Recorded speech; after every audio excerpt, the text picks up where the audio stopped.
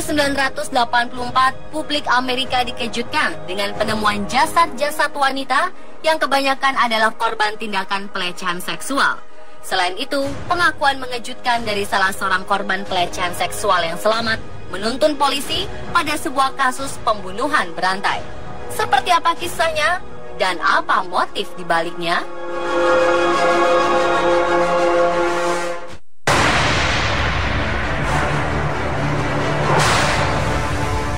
November 1984, Lisa McVey Nolan mengalami kejadian mengerikan yang mengubah hidupnya. Gadis berusia 17 tahun itu memutuskan untuk mengakhiri hidupnya. Ia sudah menulis surat bunuh diri saat malam hari sebelumnya karena ia tak kuat lagi menerima penyiksaan seksual bertahun-tahun dari anggota keluarganya. Dan hari itu, saat di perjalanan pulang dari restoran donat tempat ia bekerja, tiba-tiba saja ada sekelompok orang yang menyeretnya dari sepeda dan memaksanya masuk ke dalam mobil dan menempelkan pistol di pelipis kirinya. Kemudian para penculik itu menutup matanya serta mengikat tangan dan pergelangan kakinya. Saat itu Lisa pun berpikir, mungkin ini cara dirinya mati, bukan bunuh diri, melainkan dengan terbunuh.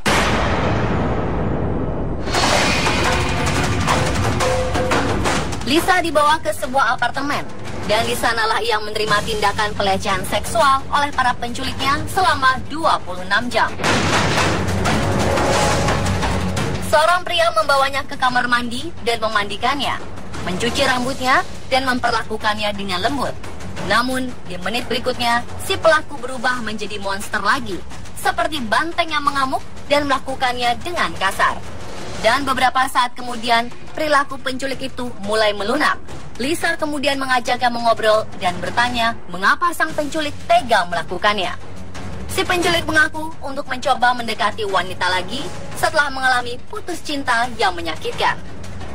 Dalam penculikan itu, Lisa teringat dari serial TV kriminal yang pernah ia tonton. Dari situ, Lisa menyadari cara untuk selamat adalah dengan cara cerdas. Dari mulai matanya yang ditutup, dia melihat kilasan warna merah dan nomor plat mobil yang digunakan untuk membawanya. Ia menghitung jumlah anak tangga di apartemen, dan ia juga menyadari bahwa dia dibawa ke area seperti hutan. Kemudian saat ia disekap, ia menempelkan sidik jarinya di berbagai area, kamar mandi, cermin, dan tirai kamar mandi. Kemudian Lisa dan penculik melakukan pembicaraan seperti anak 4 tahun, dan mencoba mengembangkan hubungan baik dengan pelaku dengan taktik psikologi. Dan sesuatu yang tak terduga terjadi. Sang pelaku membebaskannya dan membiarkan Lisa pergi. Pada momen itu, Lisa tahu ia diberi kesempatan kedua dan ia menerimanya. Dan tak disangka, berkat kesaksian Lisa, polisi dapat melacak pelaku yang ternyata adalah serial killer atau pembunuh berantai bernama Bobby Jolong.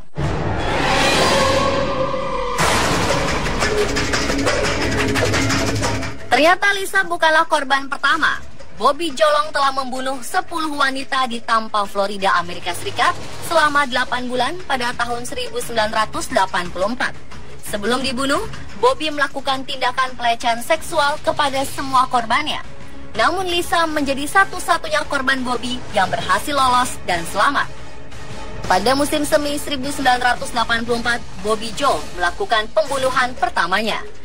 Awalnya ia hanya ingin memenuhi kebutuhan seksualnya pada seorang gadis pekerja seksual bernama Artis Wick. Setelah menyerang dan melakukan tindakan asusila pada Wick, Bobby Joe memutuskan untuk mencekik dan membunuhnya.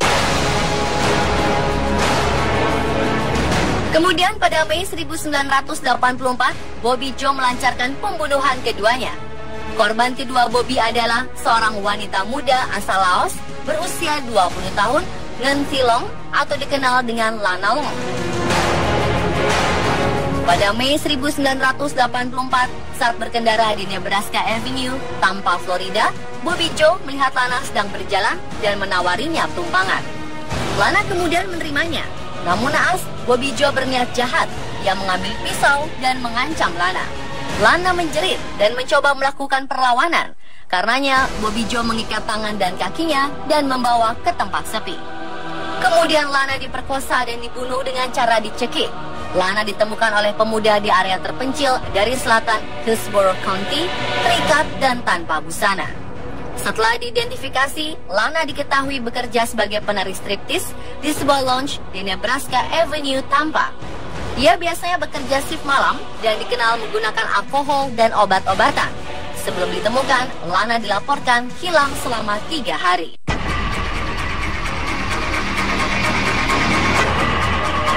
Korban berikutnya adalah seorang wanita tunasusila berusia 22 tahun, Michelle Sims. Bobby Joe merayunya dan mengajaknya naik mobil. Tak berbeda jauh dengan modus yang ia lakukan pada korban pertamanya. Kemudian Bobby Joe memukul korban dan memperkosanya sebelum ia membunuh dengan menggorok lehernya. Detektif menemukan kesamaan pada kasus Sims dan Lana saat menemukan benang nailon warna merah pada jasad kedua korbannya.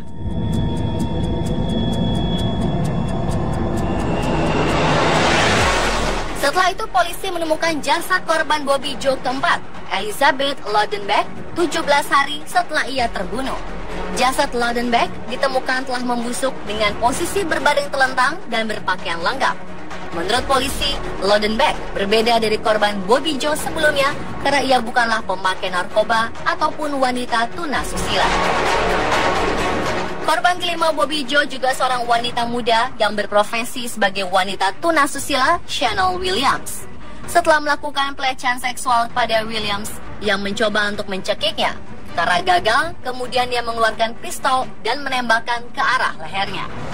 Setelah itu, 2 pembunuhan lainnya dilakukan saat polisi menemukan jasad Karen Disfriend dan Kimberly Hobbs. Pada awal November 1984, barulah kasus Lisa McVeigh terjadi. Dan setelah itu, Bobby Joe membunuh 2 wanita lainnya, Virginia Lee Johnson dan Kim Swan. Setelah kesaksian Lisa menuntun jalan, polisi menemukan sang pembunuh berantai.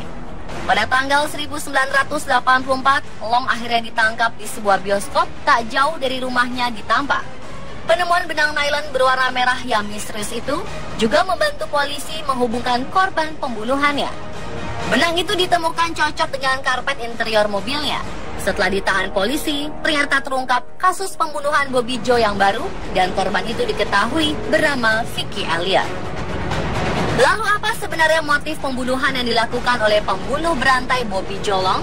Apakah trauma di masa lalunya? Ataukah trauma oleh kisah percintaannya? Bagaimana Bobby Joe sewaktu kecil? Dan apakah hukuman yang menunggunya di pengadilan? Saksikan kelanjutan Killing Series pembunuhan berantai Bobby Joe Long bagian kedua esok hari.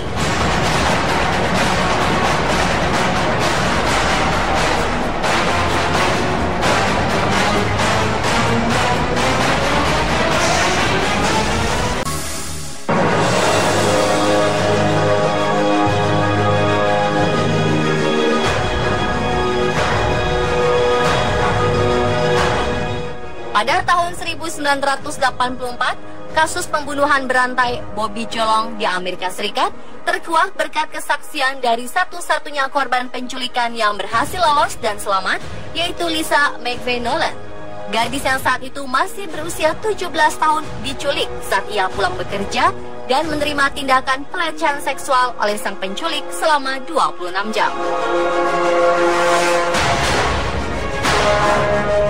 Berkat serial TV kriminal yang ia tonton, Lisa memberanikan diri menghadapi pelaku dengan taktik psikologi. Dan akhirnya sang penculik membebaskannya dan mengantarnya pulang. Tak disangka, ternyata penculik Lisa adalah seorang pembunuh berantai yang telah membunuh setidaknya 10 korban yang semuanya adalah wanita muda. Kesaksian dari Lisa membuat polisi dapat melacak pelaku pembunuh berantai Bobby Joe Long.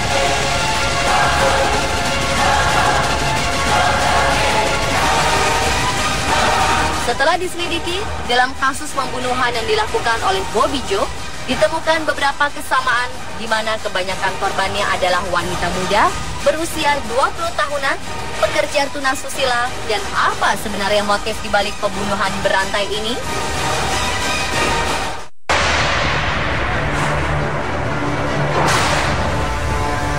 Dari hasil penyelidikan polisi, modus yang digunakan pembunuh berantai Bobby Joe Long kepada para korbannya adalah sama, yang mulai berkeliling di daerah prostitusi, di mana ia menemukan beberapa pekerja tunasusila yang menyendiri dan menjebaknya. Ia mengaku jika beberapa di antara para korbannya mendekatinya terlebih dahulu. Kemudian ia membujuk para korbannya untuk memasuki mobilnya dan membawa mereka ke sebuah apartemen. Di sana ia mengikat para korbannya dengan tali, kemudian memuaskan nafsunya dengan melakukan tindakan asusila yang kemudian membunuh para korbannya secara brutal. Jasad-jasadnya kemudian ia letakkan dengan berbagai posisi yang tak lazim.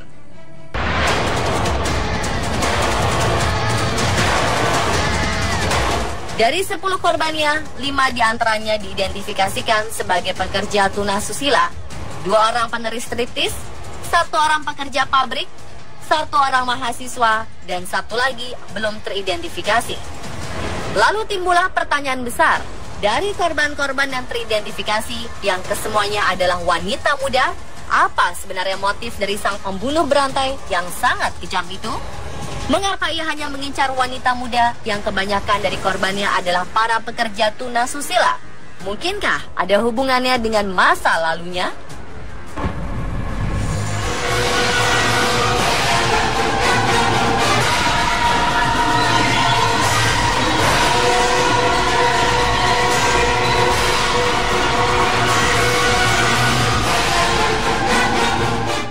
Bobby Joe lahir di Canova, Virginia Barat pada tahun 1953 dari orang tua bernama Joe dan Louetta. Orang tuanya bercerai ketika Bobby Joe masih kecil. Lalu ia menghabiskan masa kecilnya tinggal bersama Louetta, sang ibu di Florida. Masa-masa kecilnya diliputi berbagai insiden. Ia gagal dalam akademis dan beberapa kali terluka karena kecelakaan.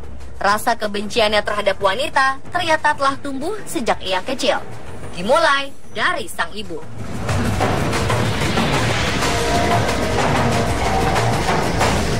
Ia sangat membenci ibunya yang saat itu bekerja di bar, menghibur para lelaki, dan sering berpakaian tak pantas. Ia juga tak suka cara sang ibu menarik perhatian para lelaki. Dan lebih parahnya, ia berbagi kamar dengan ibunya, di mana sang ibu selalu membawa pria yang berbeda tiap malam sampai ia berusia 12 atau 13 tahun. Tak hanya itu, ternyata Bobby Joe menderita kondisi medis yang langka. Ia terlahir dengan ekstra kromosom, yang mana membuatnya memiliki buah dada yang jarang dimiliki laki-laki saat ia berusia 13 tahun. Karena itu, ia harus dioperasi. Namun ia tetap saja dibully oleh teman-temannya di sekolah. Ia juga menderita beberapa cedera di kepala, termasuk karena jatuh dari ayunan. Pada usia ke-13-nya juga, ia bertemu dengan perempuan yang kemudian dinikahinya pada tahun 1974, Cindy. Bersama Cindy, ia memiliki 2 orang anak. Namun stres saat menjadi orang tua menambah level kekerasan Bobby Joe dalam rumah tangganya.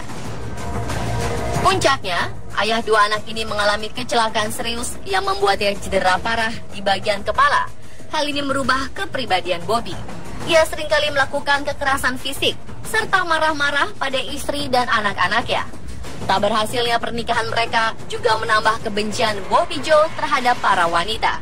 Ketika sang istri Cindy mengajukan gugatan cerai kepada Bobby Joe pada tahun 1980, ia pindah dan tinggal bersama teman wanitanya, Sharon Richard, yang kemudian menuduhnya melakukan pemerkosaan. Pada tahun 1983, Bobby Joe didakwa dengan tuduhan tindakan asusila yang membuatnya masuk penjara dengan masa percobaan. Pada masa itu, Bobby Joe melakukan tindak kriminal lagi sebagai pemerkosa. Metodenya adalah dengan mencari iklan penjualan rumah dan berbagai furniture di koran dan mengincar penjual wanita. Rupanya Bobby mencari peluang untuk masuk ke dalam rumah seorang wanita yang tidak menaruh curiga pada maksud jahatnya. Berdasarkan catatan polisi, ia telah melakukan 50 kasus pemerkosaan. Berbagai bukti dari hasil penyelidikan polisi di tempat-tempat kejadian perkara menunjuk Bobby Joe sebagai pembunuh berantai. Serat benang dari karpet mobilnya cocok dengan serat benang yang ditemukan di lokasi pembunuhan. Jejak darah yang ditemukan juga cocok dan bahkan para detektif menemukan beberapa foto yang diambil di apartemennya. Bobby Joe ditangkap pada November 1984 dengan tuduhan kekerasan dan pelecehan seksual serta penculikan Lisa Nolan. Setahun kemudian, pada September 1985, Bobby Joe mengaku bersalah atas 8 pembunuhan serta penculikan dan pelecehan seksual atas Lisa McVeigh Nolan. Atas perbuatannya itu, ia dijatuhi 26 tahun hukuman seumur hidup tanpa kemungkinan pembebasan bersyarat. Ia juga didakwa atas pembunuhan Michelle Sims pada bulan Juli 1985 dan atas kasus ini ia pun dinyatakan bersalah pada saat itu dan dijatuhi hukuman mati dengan kursi listrik di Florida. Bobby Joe dinyatakan bersalah dan mengajukan banding atas kasus pembunuhan tingkat pertama dan hukuman mati atas kejahatannya di pengadilan Hillsborough County pada kasus pembunuhan Virginia Johnson. Dan menurut Florida Department of Correction, dari semua kejahatan yang dilakukannya, hukuman yang dijatuhkan kepadanya yaitu 28 tahun penjara, hukuman seumur hidup, 99 tahun penjara, dan 1 hukuman mati.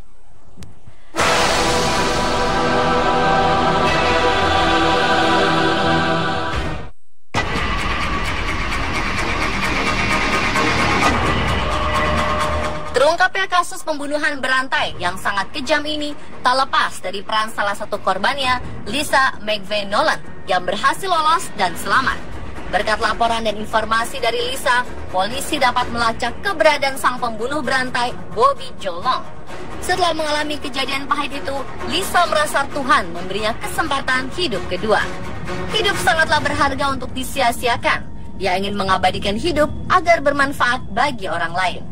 Dan kini, ia menjadi wakil kepala polisi yang melindungi masyarakat Hillsborough County, Florida, Amerika Serikat.